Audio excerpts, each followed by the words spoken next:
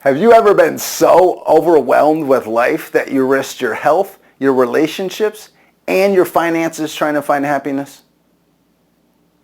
You will never find happiness outside of you. You can only find it inside of you. My name is David Clare. I'm the author of The Filtered Soul. I'm the creator of the monthly goal-setting group, The Wealthy Club, and the coach that will help you feel wanted, understood, and loved. But life wasn't always like this for me. The youngest of three boys, I grew up feeling unwanted, which led to alcohol abuse, financial disasters, and seeking the approval of others. So now, I've decided to dedicate the rest of my life to helping you feel wanted and living a life that you love. Much like your story, mine starts in my childhood. You see, many studies of the mind agree that the first 5 to 7 years of your life, you create a foundation that's usually never changed. So you may still be living with the limitations you put on yourself as a child. Now, these are the most impressionable years because at that age, you don't really have a conscious mind.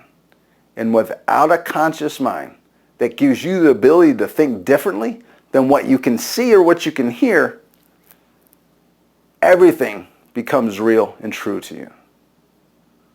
Then, with the wild imagination of a child, you could have easily misinterpreted what really happened and created a totally different story than the facts. Now, for me, it wasn't until the summer of 2016 when I realized in a weekend course in Chicago that I created a story in my childhood that was controlling my life. Right as the realization hit me, I'd lost it emotionally, and I looked like I was at a funeral more than I was at a self-help course. I saw my life failures flash through my mind, and my past started to make sense to me. It made sense that why I did the things I did and why I had the results I had. It made sense that when things were going my way, I would always find ways to sabotage it. Now, this was a defining moment for me and gave me a choice in my future that when things weren't going my way, I was no longer controlled by this misunderstanding. I gained the power to break through the limitations that I created for myself. Now, the fictitious story that I created was I was unwanted. Now, there's no time that I remember my parents and my brothers ever told me I was unwanted. In fact, my parents always embraced me when I wanted their attention. And my brothers included me in whatever they were doing in the neighborhood. I mean, for what I know of the mind, though, is that there was likely a time that someone wasn't available to play with me. And I made a decision at that time that I was unwanted for the rest of my life. Now, this had absolutely nothing to do with what someone else did, and it's totally a misunderstanding I made up. Now, looking at my past, I can see that that story that I was unwanted impacted me most in my 20s and my 30s.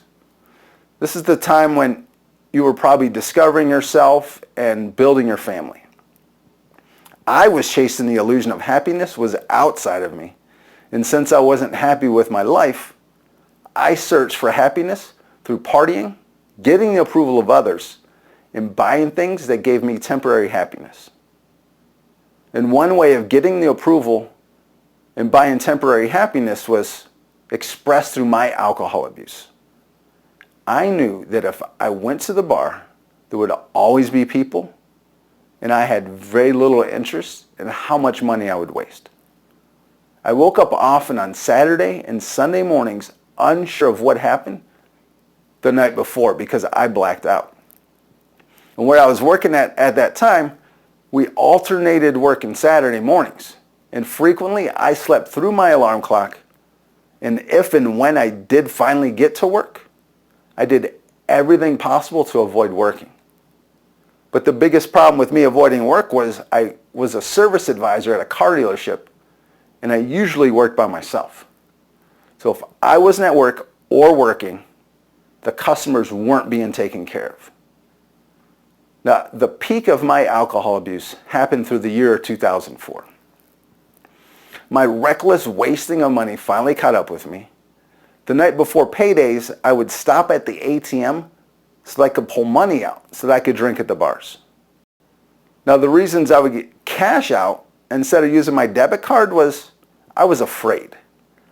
I was afraid I wouldn't have enough money in my bank account to pay my bar tab at the end of the night. Now, frequently getting cash out of the ATM, I knew that there was very little amount of money in there, but it wouldn't stop me. I thought I would rather pay $35 for non-sufficient funds and guaranteed I could drink that night than risk being embarrassed because my bar tab could be more than what was in my checking account. So after a few years of financial Russian roulette, I filed bankruptcy in March and got myself out of the hole that I dug financially. But that wasn't enough to stop me. If anything, it sped things up. It gave me more money to drink with since my expenses decreased after bankruptcy. Now on Father's Day, instead of spending time with my dad, I drank away my hangover with my friends. And in the summers, my friends and I would play softball at a small park. And when we would get bored, we would go somewhere else to drink. Now this Sunday, we went to my friend's parents' house. We grilled out, we drank heavily, and some people were riding his motorcycle. After we ran out of bar, filled our stomachs, we decided we were going to move to another party and play a fun tournament of horseshoes. And since I was never great at horseshoes, my team got eliminated fast. Bored, I wanted to ride my friend's motorcycle. He seemed pretty hesitant to let me get on it, but he trusted that I wouldn't endanger me or his motorcycle. His intuition was right. I was too drunk and inexperienced to ride it. I stalled several times before I got to a major intersection. And at this intersection, I was the first person in line waiting for the red light to turn green. When the light turned green, I revved up the motor and let go of the clutch, did a wheelie through the intersection and wrecked on the other side. It was a good thing I wrecked there though, because if I would have made it further down the road, I most likely would have been seriously injured or died. Luckily, all I got was some scrapes and some bruises and a scare that has kept me off motorcycles for over 15 years.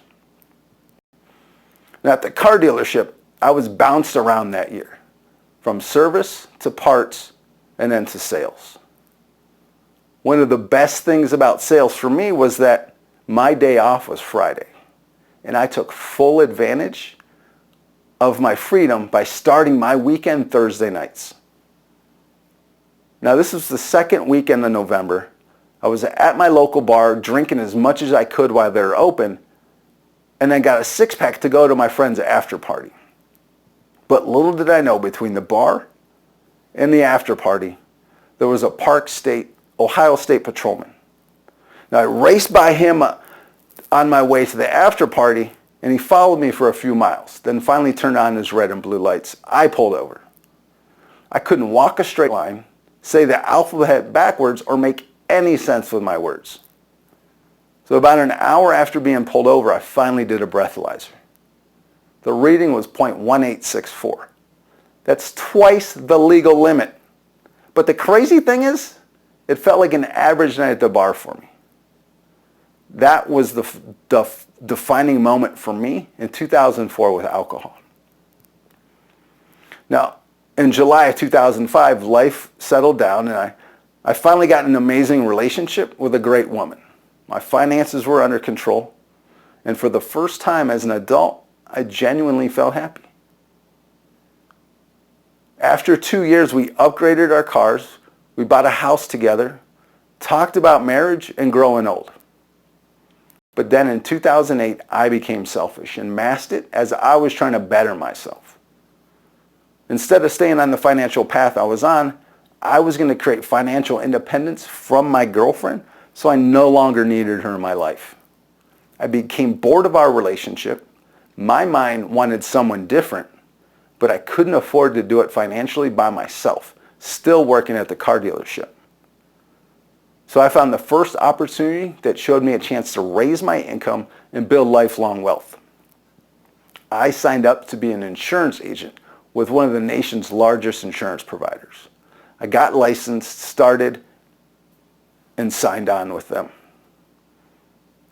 I had a new feeling of confidence with myself, my future, and my freedom. Eventually, it led to me getting fired from the car dealership, cashing out my 401k right after the market crashed in 2008, and I never really got started as an insurance agent. I was in and out of jobs for about 9 months, and my 401k was gone. This was June of 2009, and we stopped paying on my mortgage, and by Christmas, she moved out with her son because she was afraid that we would get foreclosed on soon. We tried dating, but our relationship never recovered, and she broke up with me in the fall of 2010. So for about a year and a half, life finally calmed down. In comparison to what happened the previous 10 years, I found a good paying job with a great company. I moved on emotionally from my self-sabotaging relationship with my ex, and I finally felt like I could breathe again until Easter of 2012. That's when my dad was diagnosed with anemia just after being diagnosed with bone cancer around Christmas. All the thoughts of regret as a son started boiling up for me. The Father's Day of 2004, when I put alcohol and my friends as a priority before my dad on Father's Day. All the times he would ask for my help, and I would do everything possible to weasel my way out of it. When I would get impatient with him because he was new to technology and cell phones. And when he would look out for me and my best interest, but I always thought he was being overbearing and controlling. Regret because I was ungrateful when my dad moved into my house and paid me rent when I had no income after my girlfriend moved out. And then playing catch with me when I was a kid when the only thing I had to throw to was the side of the garage. He was there for me when I needed him, but I was never there for him. Luckily, I got laid off a couple weeks after his diagnosis so that I could be there with him when he needed someone to talk to or just have someone he loved in his room.